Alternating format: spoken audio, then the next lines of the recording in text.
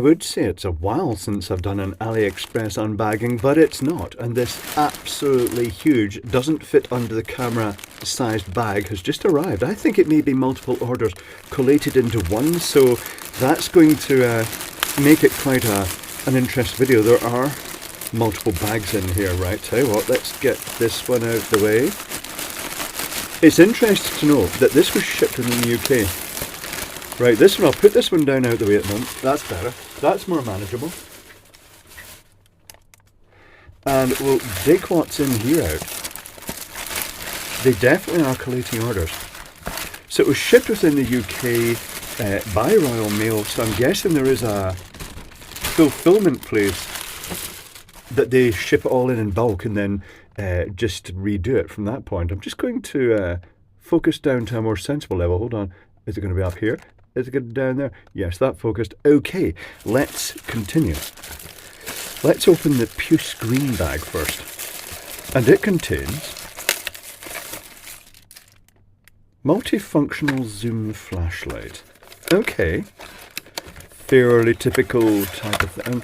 It's a lot bigger than I was expecting. I thought this was a keychain flashlight. It is not a keychain flashlight. It looked like it because it had the LEDs on the side, and I was thinking, that's cool. It's got a tiny zoom thing. Oh, it says hot. Well, let's click it. It goes, it's pulse width modulation, clearly, because I can see it in the camera. Oh. Off. Hold on, I'm just going to cover it over. 1 click, 2 click, lower strobe. So, oh, and then it's on to, yeah, it's the usual thing. Okay, we shall look at this later on. I'll put that out to the side. I'll put it back in its box. That kind of makes it better for the video, doesn't it? I think it's really following the same recipe. I mean, spoilers, I'm just looking at the circuitry through the clear plastic case. Right, we'll put this out the way. And I shall put this bag into the recycling bag. Not that the thin plastics are great for recycling. It tends to be more solid stuff. Right. What about this grey bag? Or should we have stuck with the puce? It's mystery brown box. What's it going to be? What's it going to be? Oh, so this did arrive. A high voltage module. Control circuit board designed to take an 18650. Note the anti-static packaging. Oh, there is none. Little microcontroller. Is this really going to... See the terminal blocks at the end? They're just using them as end buffers so that you can fit an 18650 in there. And then there's the button that triggers it. On, off, and a button. Is it on, off, or just temporary? Anyway, and a USB charge port. That's probably just a charge control chip. That's probably just a TP4056. But then we've got a high voltage module. And do you know what this thing is? I have a horrible feeling this is actually a stun gun in disguise, effectively. Or you could say it's a handheld igniter. Okay. That's going to be one of those shady... Should I really actually make a video about this type product? Because stun guns are not permissible in the UK. The government banned them because we are very rebellious, apparently. Well, in the past. Okay, let's go for next puce bag. It is... Oh, I know what this is. Oh, that was a fairly recent order. This is a little buffer. It'll be interesting seeing the circuitry and if there is any. And it takes a source of WS2812B or WS2811, the pixel control data in for, you know, the LED strips you get that you can address, you can control every LED individually. This one then fans it out into multiple others, buffering it up in the process. There is lumpy stuff under there. That does suggest there is actually active circuitry. Interesting. That'll be interesting to get the cover off. I'll test it first though. Okay, next, what about this little thin package? What's in there? All the bags are getting opened. Multi-sticker. Lots of stickers in this one. I mean, I can see the remnants of 3 stickers. Ooh, Do you know what this is? This is an LED filament, but it's a bit different from the normal LED filament because you can cut it to length. It is fed from one end. Oh, I'm just going to cut the bag open. Watch me cut the filament prematurely. It's very thin. And the circuit board comes out at the end to this little double pad here. I'm trying to think what I can hook this up to right now to demonstrate this. I shall try putting clips in this. One moment. Okay, this really needs soldered connections. This is the blue version. I chose that without phosphor. Makes it a bit one-sided, but it also means we can see the circuitry inside, which is, by first glance, I'm not sure if you're going to see this, but it flip chips along the full run. But the interesting thing is, it is a little ribbon circuit board that they've flared out at the end so that you can actually solder onto either side, I'd guess, of this. And then it's got the bus bars that go along inside. Okie dokie, I shall turn the power supply back off again now that we have tried that, and I shall carefully place this to the side. Very fragile. Treat with care. I think the little dot on one of the end tabs is positive. What's in here? This is... Oh, I know what this is. It's another kit. See the coil? That's a clue. It is a magnetic pendulum swinger, but this one is based on a Hall effect sensor, and it has a little plastic stand that you can, with a bearing presumably, and the pendulum, is the pendulum rod in here? Yes, there's the pendulum rod. It looks scalable, but it will go into the little adapter for the magnet, and then when it's put together, you're provided power, and it will make the pendulum swing. I think it's one of the ones that you'd have to start the pendulum swing. I don't think it will self-start. Interesting. Okay, up with the next bag. I shall just unleash the next bag and bring it up. It appears the bags are just shipped with bulk codes that relate to the order so that they can be collated at this end. Very interesting. Okay, right, let's rip it open and see what's inside. A polystyrene thing. What's in there? Oh, it's glass. Oh, I know what that is. An oddity. A big thing. A very big thing. What is that?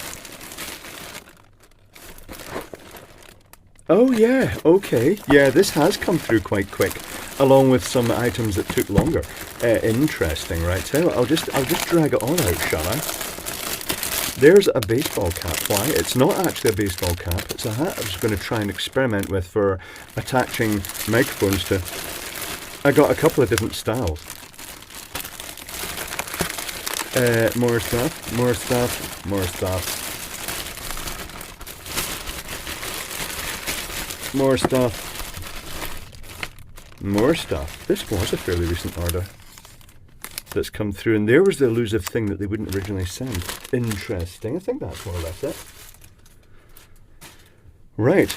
Let's zoom back down to a sensible level and see what we've got. This one's already unboxing itself. Oh yeah, right, okay. So this is a replacement magnetic sensor, because I took the other one apart by request to basically show how it worked. And the way it comes apart, this end is physically clipped or glued in, very destructive, so it didn't come apart very well. I shall put that at the back because that's where it normally belongs. It will need to get batteries, and that is good. It comes with instructions. Do I even remember getting instructions of the last one? A user manual. Put batteries in, push button, hold your magnet, north or south. We have a little, I don't even know if I can demonstrate this right now because it may require a beefy USB power supply of a power bank style I don't necessarily have right here at the moment. But the idea is that you have a little heating element in here, the punched stainless steely nichromy type thing, and you plug it into USB-C, and then when you blow in the end, it must have a cigarette, an e-cig type thing, and it activates the heater in the end for lighting stuff. Interesting. Oh, this is another interesting thing. I'm not even sure totally what this is. It's a fault locator. They've put it in two tightly fitting bags with an inductive probe. I really don't know what this is. I think it's for detecting short circuits by the magnetic field on a PCB. It says caution, static hazard, and here it is. Yeah, we're holding it. Oh, I do see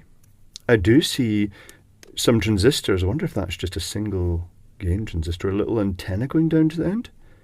Could be like the little voltage detector type thing, but maybe for circuit board use. I haven't a clue.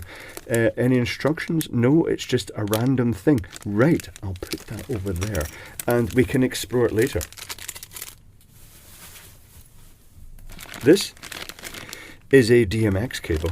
Not that exciting. I got it because I recently got a DMX light from Aliexpress and a little DMX desk. So I thought, let's get a cable too.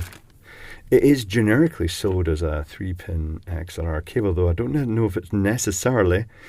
Oh, it says microphone cable. So not that DMX after all, because you're not supposed to use a microphone cable for DMX, but everybody does it. Not in the professional side of things, though. Okay, what was that? That was the little glowing Siggy type thing, right? And another DMX cable in a different colour, and then I just wanted to see how they varied. I do have an adapter from eBay. Where is it? It's not through here. That lets you plug this straight into the mains. That doesn't seem like a great idea. And another cable. It's another 3-pin XLR, but with purple. Okay, rightio. That's us. Got those cables. I'll put them out the way. Clear some space. Now this, both of these are under different brand names. I'll put this big box out of the way. These are under different brand names. Let's see how similar they look. This one is Hytais TS20E gas leak detector. And this one is Aneng gas leak detector. Right. Don't they look a wee bit kind of, you know, similar? Almost like they're exactly the same product, perhaps, with a different name stuck on it. I see this quite a lot. Gas leak detector and combustible gas detector. I'm not sure if there's any difference between them. Right. We can test this. Sensitive greater than 50 parts per million. Sensitive to greater than 50 parts per million. Standard little, probably a tin oxide sensor, heated tin oxide sensor in the end. Okay, they can be explored later on. What is this? Oh, it's a laser. Laser. What voltage? Does it say? 3 volt, 5 volt? It says... Doesn't say anything. I'll give it 3 volts. But the main thing is it's a crosshair laser. It's got this interesting lens in the end that is basically a sort of... can you see it? It's got that sort of crosshatch of glass, and it effectively forms a lensing system that as the laser beam goes through it, it splits it into two beams. I'm just turning the power supply on here. I'm going to set the power supply to 3.5 volts. Most of these use a red laser, and the red laser is treated almost like an LED. There's our little cross there that we can then focus up accordingly to get a nice sharp crosshair line. I'm not sure what voltage this one is. It says 12 millimeter, 3 volt, 5 volt. Is it universal voltage? It probably isn't. The current consumption is just 9 milliamps, so let's bump it up to 5. Oh, and it is holding 9 milliamps. Does it have regulation circuitry in it? But there we go. It's a little crosshair. Excellent. Quite handy for aligning stuff in machines.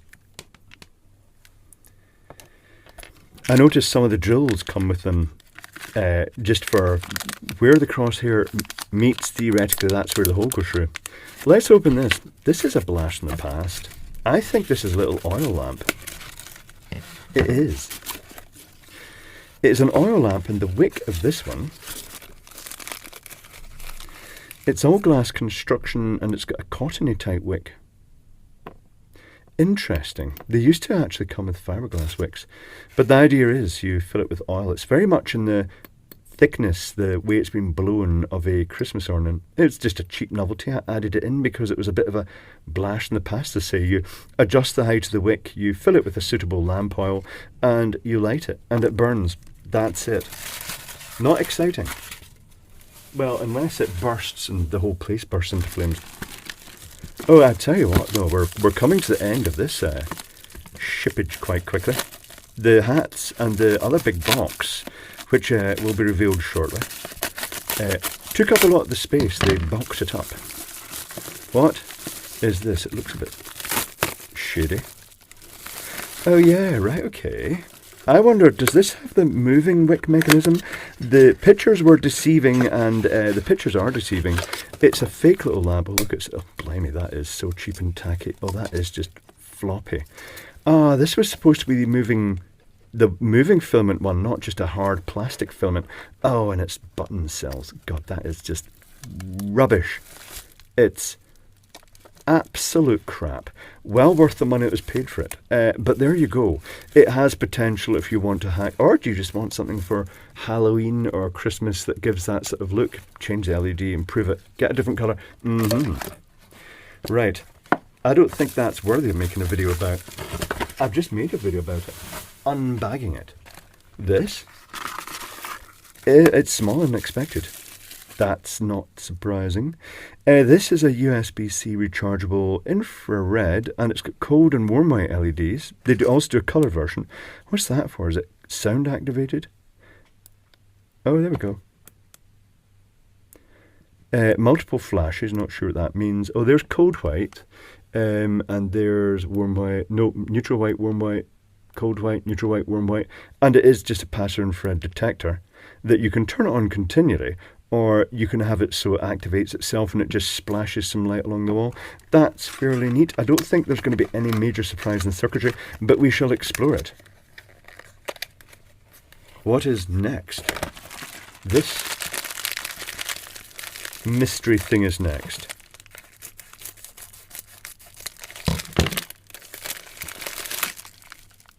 Oh, right, okay. This was a little clone Lego thing of a cat licking its tests. Oh, I didn't realise there were going to be so many bits. I thought that almost could have been a fun build, but it looks as though it could be a very time-consuming build. Right, I'll put that to the side then. I think that's the instructions for that thing over there and that there. The hats. Let's take a look at these. When I live stream, I clip a microphone onto the side of the hat. It's got the little thing in here. This is a ventilated hat. It's got the vents there. It's probably got some horrible slogan on it. Sport. It says sport. Okay. What's odd about it is the cap brim isn't like a normal skip cap on a baseball cap. It's more like a sort of domed hat. Odd. Turn the power supply off. It's still on. And the other hat, oh, I know what that is. It was intriguing. AI recognises the description of this type of hat as a flat cap. It's not a baseball cap as such. Get this out of the way. Again, it's adjustable flat cap, like a farmer's cap or whatever. You'll probably recognise it, that style of cap. But it's styled on a baseball cap with a little strap at the back. Pseudo leather strap to give it adjustability. Let's try it on it for size as it is. It fits straight as it is. And my head is big. So that's interesting. I think the two of them are quite similar in a way, but the other one is more ventilated and this is more designed to emulate the flat cap. Right, time to bring up that big box because it's got an interesting thing in it. Part of me says I should be modelling those hats, but I'm not a model. This thing is these waterproof pixels. Waterproof addressable pixels that you screw under your eaves. This is a completely random power supply of unknown safety.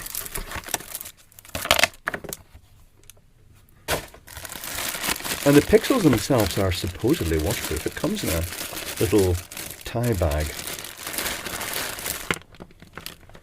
And inside are the WS2811 type chip, which is not marked WS281, it's marked GZ or GZX16703. Interesting, but it's basically, it looks like the standard decoder chip. But it looks as though it's just red. I think it is just red, green, and blue. And these can be, it even comes with little screws. Are these stainless steel? Let's do the magnet test. Kind of semi-magnetic, so I'm not really sure what they are. But the idea is that you screw them onto a surface. Could be used in signage, I suppose. Could be used in the eaves. Are they really waterproof? I see the circuit board inside. I see the two parts are clipped together, but it doesn't look potted. It looks as though that circuit board's just laid inside, so I'm not sure I trust these for being totally waterproof. Where's the controller? Is there a controller? There it is. It's one of those tiny little inline Bluetoothy type controllers. Let's plug this in. What voltage is this? It's 24 volt at 1 amp. 24 volt. Click allow to enable your Bluetooth. No. Let me just grab something to plug this into. Okay, so as soon as it's powered up, it starts going through its effect. Looking at the LEDs in these, it looks as though they're based on the multi-chip LEDs, so that's how they're doing the 24 volt thing. So if I now, where is the dimmer? Is there a dimmer function? Oh, there we go. Let's dim it way down, right? And then I'll just take a wee look at that chip. Let's zoom down and see if we can see the chip inside. Might be a total zoom job. Hard to say how many sections in that chip. It looks at, I'd need a microscope to do this. It is a very small chip in there. No, you're not going to see much. That's fine. So that's worth exploring. Maybe lot one of these off and get the circuit board out and see what the construction's like. I've ordered similar units, but they're actually designed as individual pixels that plug together. Definitely not waterproof, and they're for signage. But these ones, they've got the double-sided pad that you can then stick it under your eaves around your house or wherever you want, and then use the screws to anchor it properly. Interesting. What is the space between pixels? The space between pixels is monstrous. It's huge. It really is. Oh, look, the space between pixels is that. It's huge. Right, but that's more or less it. Power consumption at that level. Let's turn it up full.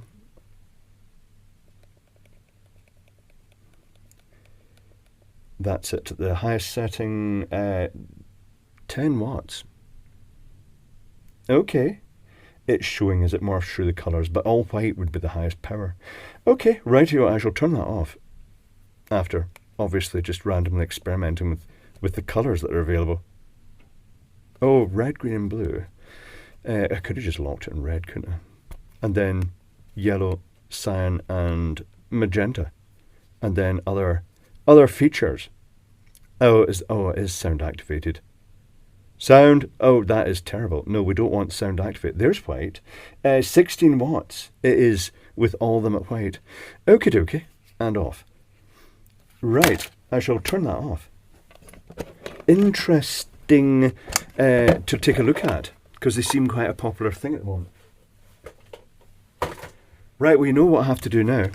I'm going to model the hats. Are you ready for this? Stand by.